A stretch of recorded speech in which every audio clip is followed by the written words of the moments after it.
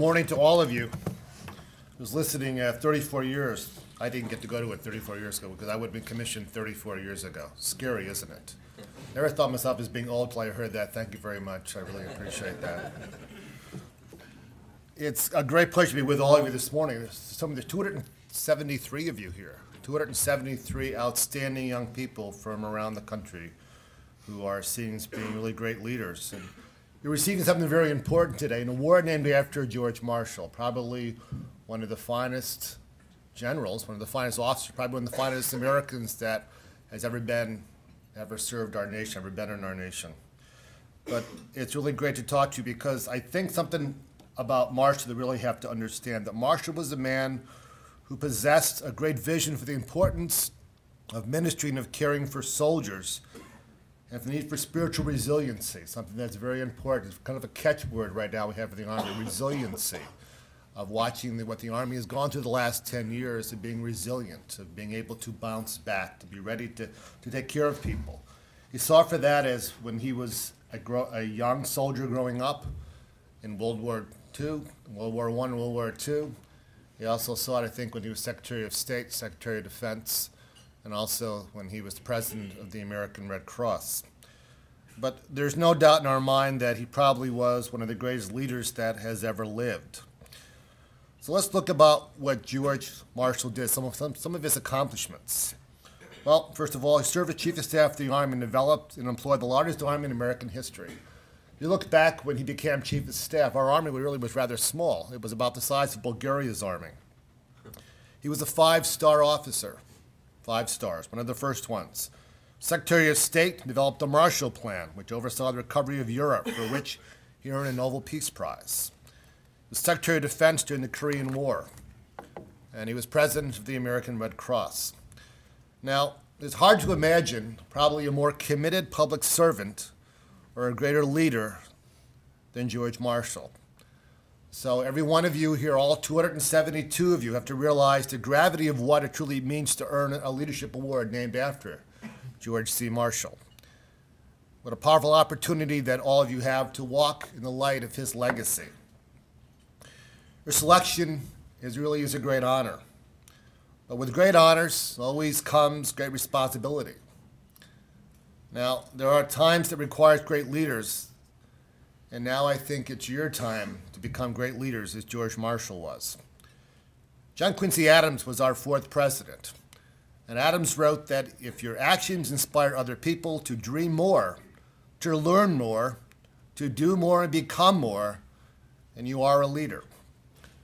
Very, very soon, every one of you are going to be commissioned leaders. So let's reflect for a few moments on some things that you can learn from the life of George Marshall, a life of service to help you become the leader that you are called to be.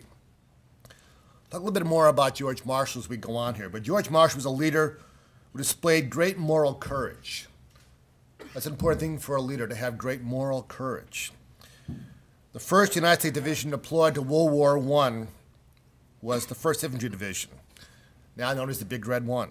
And there was great pressure upon that division to represent the United States well, and provide hope to the people of Europe. The leader at the time of our services was John J. Pershing, known as Blackjack Pershing, a very, very hard man. He held the rank of General of the Armies, by which the title gave him the highest rank ever held by any American soldier. And when you think about it, and we look at history, that there are only very, very few people who have held that title. As you all know, the greatest, probably the two of the earlier ones were George Washington and John Pershing. But General of the Army Pershing showed up to inspect the first ID in October of 1917. And when he went in to look at those soldiers, he wasn't very happy about the condition of first ID, and he really kind of took it out on the commander of that division, Major General William Siebert. He did it in front of the entire staff. Now, Captain George Marshall knew that many of the flaws of the division were as much the fault of Pershing's own staff for not preparing them as it was the first IDs. And Marshall became incensed by the treatment of his division commander. So here he was, Captain George Marshall, stepped forward to correct the most senior and most powerful commander in the world. Marshall began to speak, and quickly Pershing began to leave. So Marshall chased him down, told General of the Army, Pershing, the facts of life, what he saw, what was going on out there. Now remember, on a division staff, there's a whole lot more people, a whole lot more senior and more important than some young captain.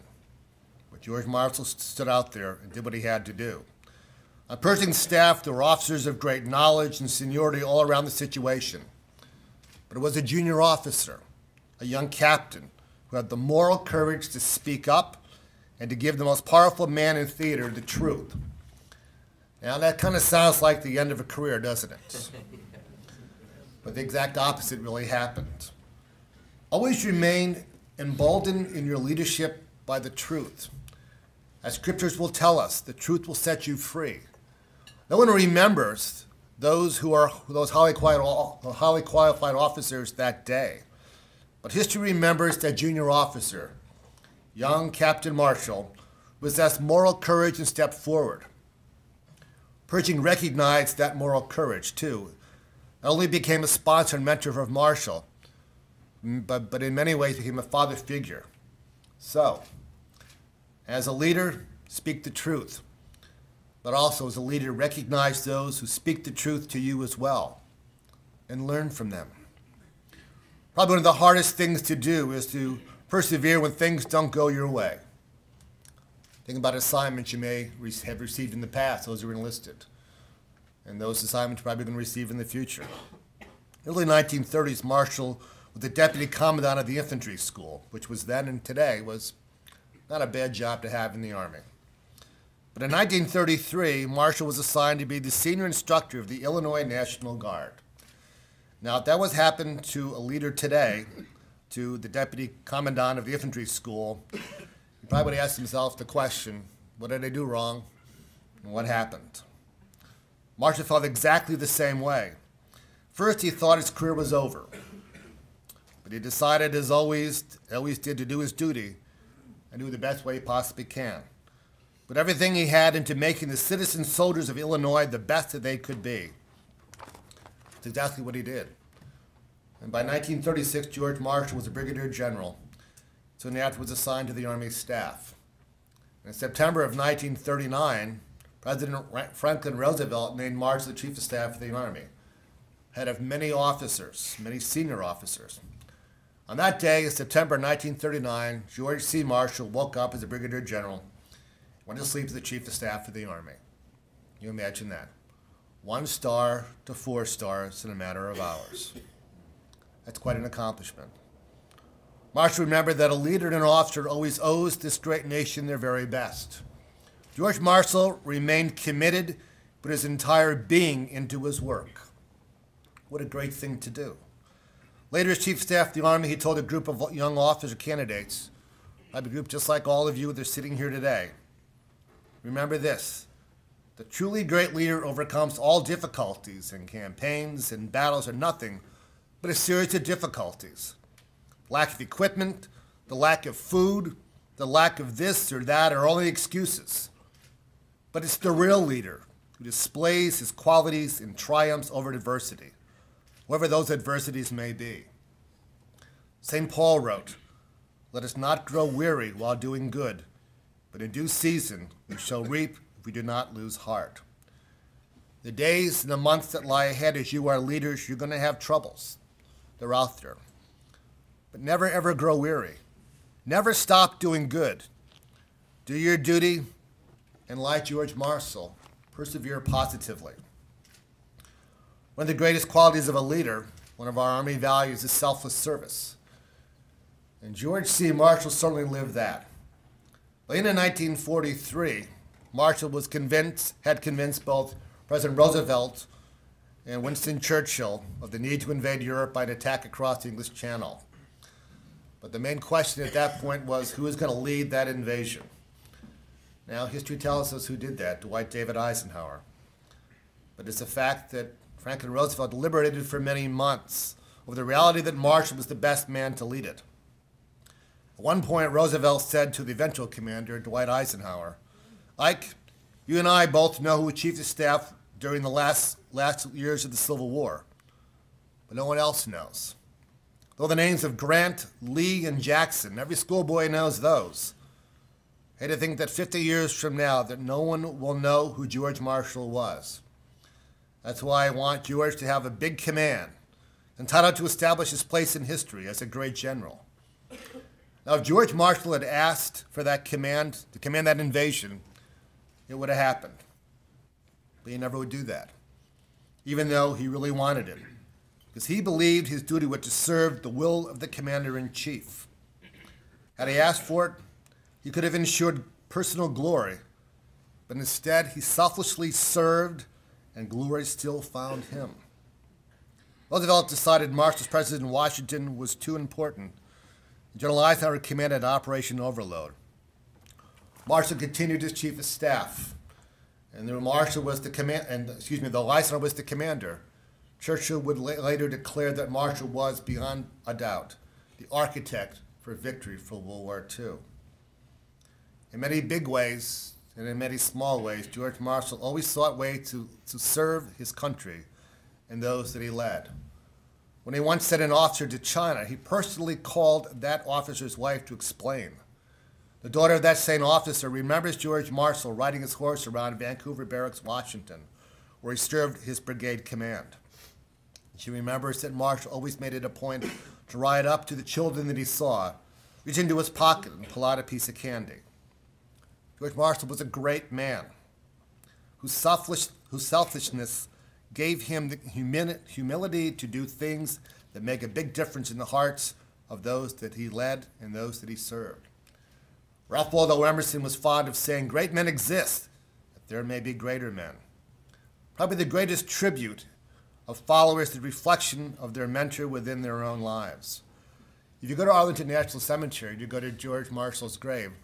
It's a rather unassuming area, just like any other grave that's at Arlington.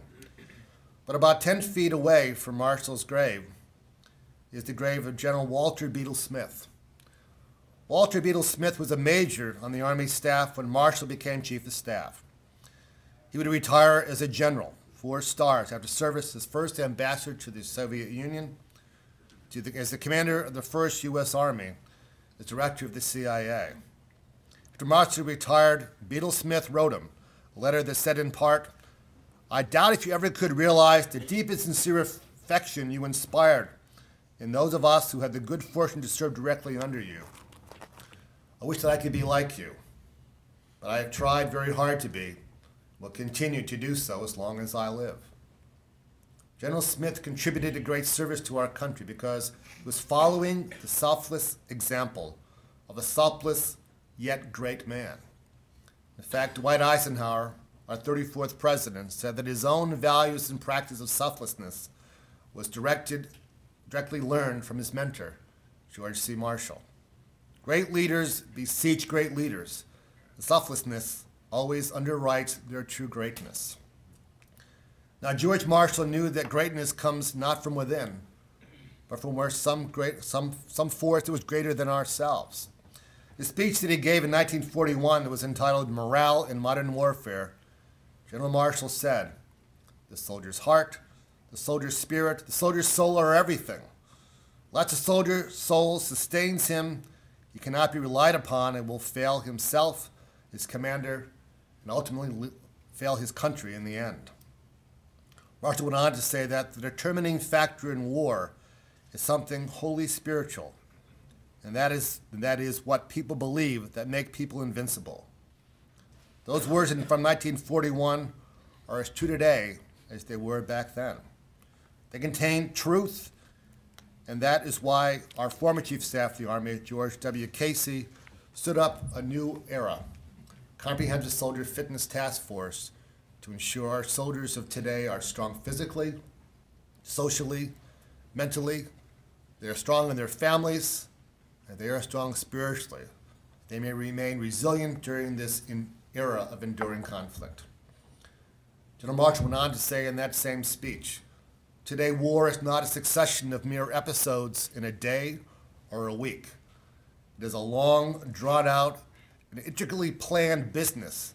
The longer it continues, the heavier are the demands and the character of those engaged in it. Each succeeding month, With each succeeding year, it makes heavier and more terrible demands on the mental and spiritual qualities, capabilities, and powers of those engaged in it.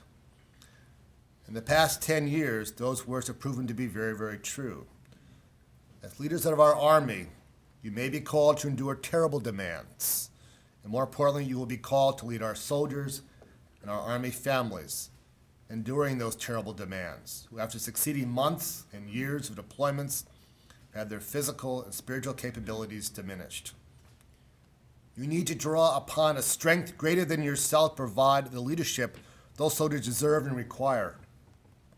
Each one of you have been recognized as leaders, but you must be leaders that are humble enough to seek the strength that a God who gives peace and strength to the humble will be there for.